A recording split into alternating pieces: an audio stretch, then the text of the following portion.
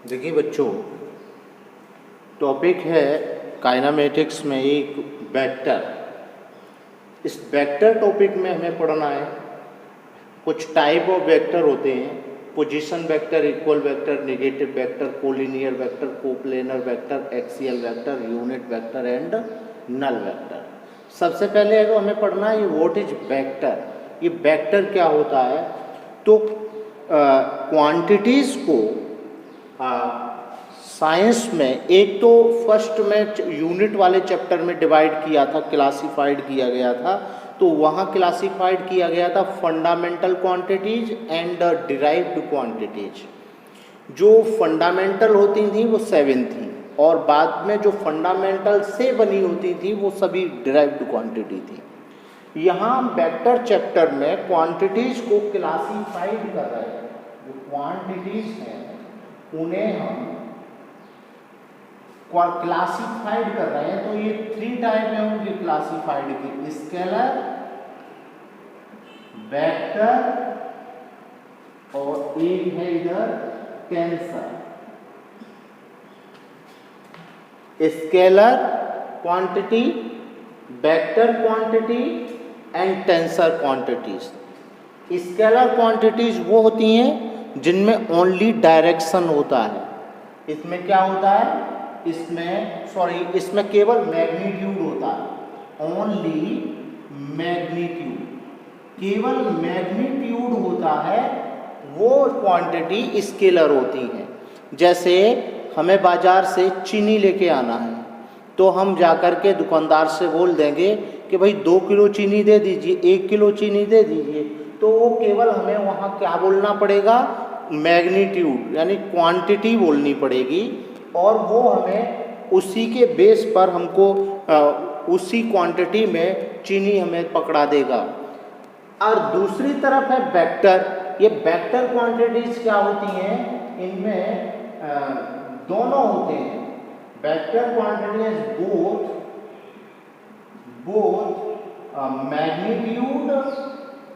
Magnitude and direction. अब इसमें दोनों होते हैं, मैग्नीट्यूड भी होता है और डायरेक्शन भी होता है। कैसे? जैसे मान लीजिए कि यहाँ ये कोई बॉक्स रखा हुआ है, सरफेस पे कोई बॉक्स रखा हुआ है। अब इस बॉक्स को हमें बताना है कि 1 न्यूटन के फोर्स से इस बॉक्स को शिफ्ट करना है।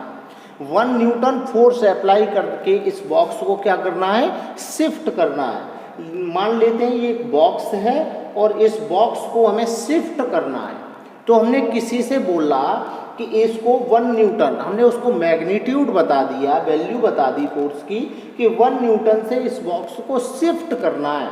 तो वो व्यक्ति इस बॉक्स को ये बीच में ऐसे रखा हुआ है, तो अब उसको कैसे 1 न्यूटन फोर्स अप्लाई करना है इस पे?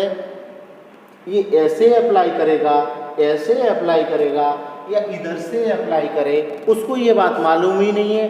हमने उससे कहा इस बॉक्स पर, ये किसी रूम के फ्लोर पर बीच में बॉक्स रखा हुआ है और बॉक्स थोड़ा स्पंज टाइप का है। अब उससे कहा जाए कि इस पर 1 न्यूटन फोर्स अप्लाई करके इसको शिफ्ट करना है। अब जो व्यक्ति हो जिसको ऑर्डर दिया जाए, वो व्यक्ति जाके उस पर इस तरह से फोर्स लगा सकता है, तो ये शिफ्ट हो गया? नहीं हुआ। कहने का मतलब ये है कि इस बॉक्स के साथ 2 चीज़ें बतानी पड़ेंगी पूरा क्वेश्चन करने के लिए कि इस बॉक्स को 1 न्यूटन के फोर्स से लेफ्ट टू राइट शिफ्ट करना है। यानी बीच में रखा हुआ है तो बीच में से इसको कहाँ शिफ्ट करना है? किसी एक दीवार के सहारे शिफ्ट करना है। जब किसी एक वॉल के साइड में रखने के लिए उसको शिफ्ट करना पड़ेगा, फोर्स लगा के धकेलना पड़ेगा।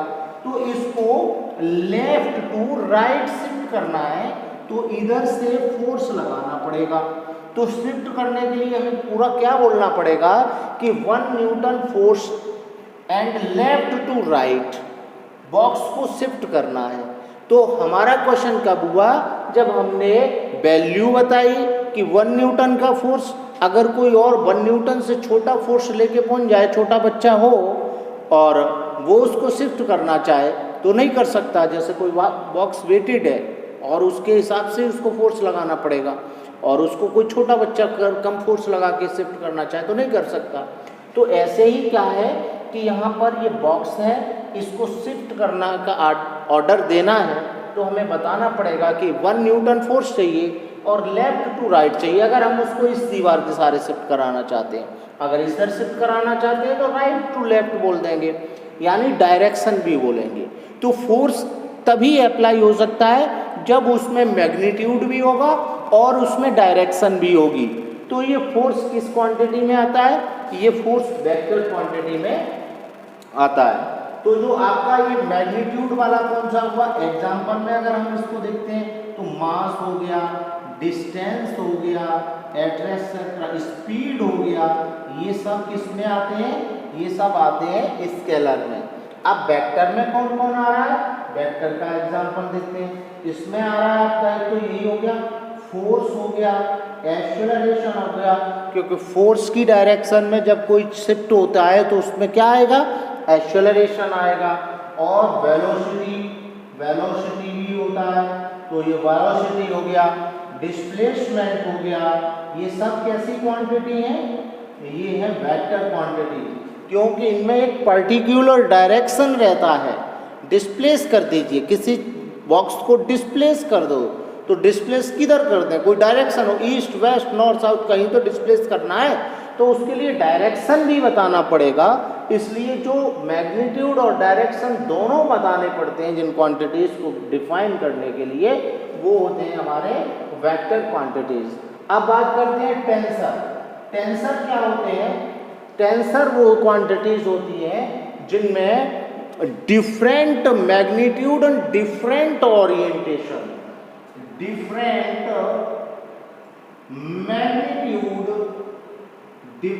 मैग्नीट्यूड होता है in different orientation, different orientation,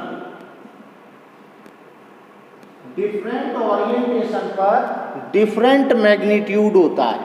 example में समझ लेते हैं कैसे। जैसे एक रॉड है, ठीक है, ये रॉड है, इसका लेंथ L है, मास M है। अब इस रॉड को हमें क्या करना है? इसका मोमेंट ऑफ इनर्शिया पता करना है। कैसे पता करना है? जब वो इस तरह रॉड को उसके बीच में से सेंटर ऑफ मास से यहाँ कोई वायर फिक्स कर दिया जाए और इसके चारों तरफ इसको रोटेट किया जाए तो हमें इसका जो मोमेंट ऑफ इनर्शिया बताना है। ठीक है, मोमेंट ऑफ इनर्शिया। तो उसके सेंटर से जो लाइन जा रही है उसके अबाउट में उसका जो मोमेंट ऑफ इनर्शिया होगा वो कुछ अलग होगा। देन किसकी कंपैरिजन में? यही रॉड है और इस रॉड में यहाँ पर मोमेंट ऑफ यहाँ फिक्स कर लिया जाए, ये एक्सिस यहाँ फिक्स है, अब इसको इसके अराउंड में रोटेट किया जा रहा है। यहाँ की रोटेट किया था तब मोमेंट ऑफ इनर्शिया I1 था, और जब यहाँ रोटेट किया जा रहा है तब मोमेंट ऑफ इनर्शिया क्या होगा? I2 होगा। यानी moment of inertia orientation change करने पर चेंज हो रहा है। तो मोमेंट ऑफ इनर्शिया एक ऐसी क्वांटिटी हो गई जो डिफरेंट ओरिएंटेशन पे डिफरेंट हो रही है। इसका मास भी सेम है, रॉड का लेंथ भी सेम है, बट उसका ओरिएंटेशन चेंज करने पर मोमेंट ऑफ इनर्शिया चेंज हो रहा है। तो मोमेंट ऑफ इनर्शिया कैसी क्वांटिटीज हो गई? वो एक टेंसर हो गई। कैसी हो गई? टेंसर हो गई। तो इसका एग्जाम्पल है मोमेंट ऑफ इनर्शिया, एग्जाम्पल है स्ट्रेस इंक्रीज का एग्जाम्पल है। ये क्या होते हैं? ओरिएंटेशन चेंज होने पर चेंज हो जाती है इनकी वैल्यू। तो ये हो गया moment of inertia, moment of inertia और स्ट्रेस। ये कैसी क्वांटिटीज में आता है? तो ये हमारा टेंसर क्वांटिटी में आता है।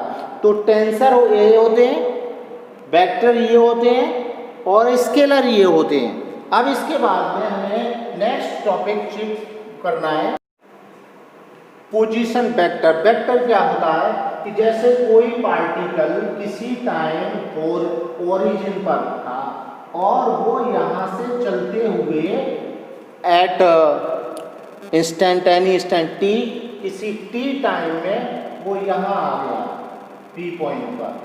तो पी पॉइंट पर जब वो आ गया पार्टिकल, तो यहाँ से यहाँ तक का जो डिस्प्लेसमेंट है वो एक वेक्टर से डिनोट होगा।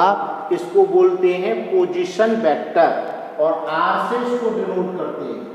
पोजीशन वेक्टर आर से डिनोट किया जाता है। तो ओपी, इसको ओपी भी कह सकते हैं और इसको आर भी कह सकते हैं। तो इसमें क्या है कि जो पार्टिकल है उसका डायरेक्शन इधर है, तो जिसका जो हेड है, हेड ये होता है हेड, और ये होता है इसका टेल। हेड क्या बता रहा होता है? हेड बता रहा होता है डायरेक्शन उसकी मूवमेंट की या उस क्वांटिटीज की, और इसका जो लेंथ होता है, लेंथ बता रहा होता है इसका मैग्नीट्यूड। तो लेंथ से हम उसका मैग्नीट्यूड पता करते हैं और हेड से उसका डायरेक्शन पता करते हैं। तो वेक्टर को एक एरो के सिंबल से डिनोट करते हैं। एरो के सिंबल से वेक्टर को डिनोट किया जाता है, क्योंकि वेक्टर में दो क्वांटिटीज होती हैं, डायरेक्शन और मैग्नीट्यूड। सेम टू एरो में भी वही होता है, हेड होता है वो डायरेक्शन को बताता है, उसकी जो लेंथ होती है वो मैग्नीट्यूड को बताती है। तो जितना ज़्यादा मैग्नीट्यूड होगा उतना लेंथ ज़्यादा होगा, जितना कम मैग्नीट्यूड होगा उतना कम लेंथ होगा। अब आगे समझते हैं इसमें कि ये और सभी वेक्टर्स क्या हैं। अब पोजीशन वेक्टर हो गया इक्वल वेक्टर। अगर दो वेक्टर इक्वल हैं, आपस में इक्वल हैं, तो हम उनको क्या कहेंगे? ये वेक्टर और ये वेक्टर आपस में कैसे हैं? इक्वल है। ये वेक्टर आपस में कैसे हैं? इक्वल है। नेगेटिव वेक्टर, कोई वेक्टर ऐसे है और अगर हम उसको ही ऐसे कर दें, उसकी डायरेक्शन अपोजिट कर दें, तो हम उसी को क्या कहेंगे? Negative vector. ये कैसा वेक्टर होगा? नेगेटिव वेक्टर, क्योंकि ये अपनी इनिशियल पोजीशन के रिवर्स हो गया है। और कोलिनियर वेक्टर, ऐसे वेक्टर जैसे ये वेक्टर ये है और दूसरा वेक्टर ये है, और ये दोनों वेक्टर एक ही लीनियर लाइन पर हैं, तो इन्हें हम क्या कहेंगे? Collinear vector. ये एक ही लाइन पर है तो ये कोलिनियर हो गए। कोप्लेनर वेक्टर, कोप्लेनर वेक्टर का मतलब है दो वेक्टर एक ही प्लेन में एक ही पॉइंट से स्टार्ट हो रहे हो, तो उन्हें हम बोलते हैं कोप्लेनर वेक्टर। एक ही पॉइंट से स्टार्ट हो रहे हैं तो कैसे होंगे? कोप्लेनर वेक्टर होंगे। और एक्सियल वेक्टर, एक्सियल वेक्टर वो वेक्टर होते हैं जो किसी एक्सिस के अबाउट में रोटेट कर रहे होते हैं। किसी एक्सियल के अबाउट में रोटेट करते हैं तो उन्हें हम एक्सियल वेक्टर कहेंगे। जैसे ये वेक्टर है और ये कोई एक्सिस है, अब ये इसके अबाउट में रोटेट कर रहा है, तो इसको हम बोलेंगे एक्सियल वेक्टर। एक्सियल वेक्टर ये है, ये वाला, ये क्या कहलाएगा? Axial vector. जब कोई वेक्टर किसी एक्सिस के अबाउट में, एक्स एक्सिस, वाई एक्सिस और जेड एक्सिस, किसी भी एक्सिस के अबाउट में रोटेट कर रहा हो, तो उसको हम एक्सियल वेक्टर कहेंगे। और यूनिट वेक्टर क्या होता है?